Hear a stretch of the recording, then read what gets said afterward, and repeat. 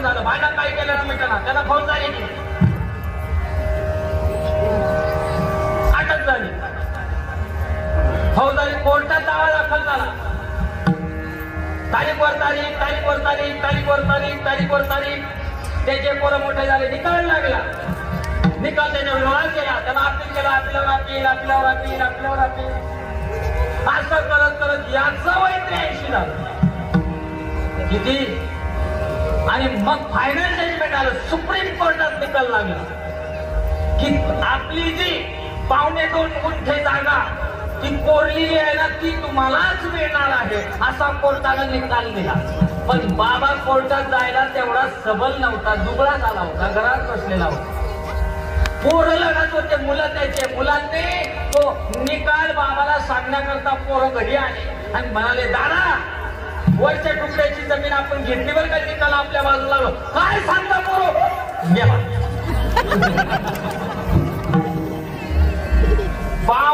2.25 गुंठ्या करता 45, 40, 50 वर्ष बांधलं. किती?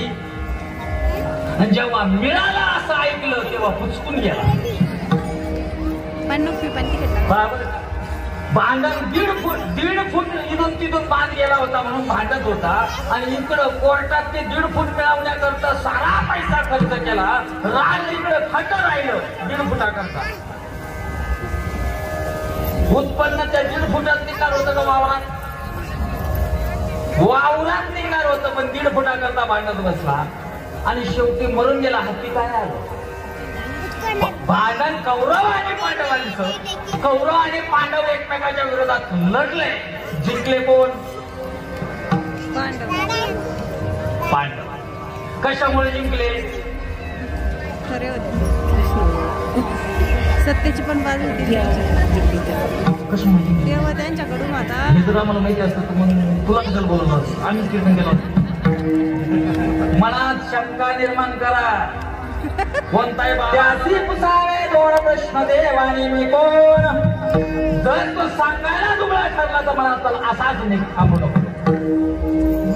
अर्जुनानं विचारलं म्हणून भगवंताने गीता सांगितलं.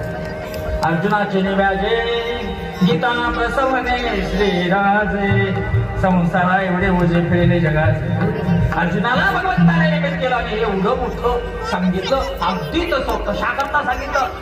भांडले ते आणि त्या भांडणामध्ये शेवटी विजय पांडवांचा झाला. होण्याला कारण तुमच्या बाजूला कोण उभा आहे याच्यावर तुमचा विजय अवलंबून आहे. बरोबर आहे? तुमच्या बाजूला कोण उभा आहे याच्यावर तुमचं वजन अवलंबून आहे. त्यात मोबाईल पदाधिकारी एवढं गोड हनुमंताचं मंदिर आहे, गणेशाचं इकडे जागा आहे, इकडून जागा आहे, रावणाचं देऊळ वाजवू. ते म्हणाले, महाराज तारीख घ्यावं का नाही आम्ही? रावण म्हटल्यानंतर परवा दिवशी रामनवमी होती, बरोबर आहे? मला एक सांगा, आता अयोध्येत आपलं मंदिर होते रामाचं, अस्मिता आहे आपली, आपलं राम प्राण आहे. राम हे दिव्य आचरण आहे, दिव्य आचरणाचा आरसा म्हणजे प्रभू रामचंद्र आहे, बरोबर आहे का नाही? अभिमान आहे आपल्याला आपल्या रामाचा. पण राम प्रभू रामचंद्र जिथे जन्माला आले तिथे मंदिर कोणी बांधलं होतं? रामाना नका लोकांनी. कोणी बांधलं? रामाना कोणी बांधलं? लोकांनी. ते मंदिर पाडलं कोणी? लोकांनी. पाडून तिथं मस्जिद बांधली कोणी? ते मस्जिद पाडून आता तिथं मंदिर बांधून कोण राहिलं? रामाचा काही संबंध आहे का हो? तरी पण बनाएंगे मंदिर कसं म्हणतो मला? राम ही आपली संस्कृती आहे, राम हा आमचा संस्कार आहे, राम हेच आमचा अध्यात्म आहे. असं अंगी बांधल्यानंतर प्रत्येक जीव जो आहे ना त्याच्या घरात रामाचं मंदिर होईल. विठ्ठल चांगला आहे, त्याने मर्यादा धरली. 11 महिने 14 दिवस त्याच्या ताब्यात सीता माता होती, पण बोट लावलं का त्यानं? हा रावण आहे. आता तर रावण नाव सुद्धा ठेवीत नाही कोणी. राम, श्रीराम, रामचंद्र अशी नावं ठेवली आणि राम पुढं धाब्यावर permit room and beer bar. Ram कुठे आमचा चांगलं वाईटात सुद्धा चांगलं बघा, मला ते आवडतं. काही असो परंतु एक गुण माणसात चांगला असतो, तो चांगला उचला, वाईट सोडा.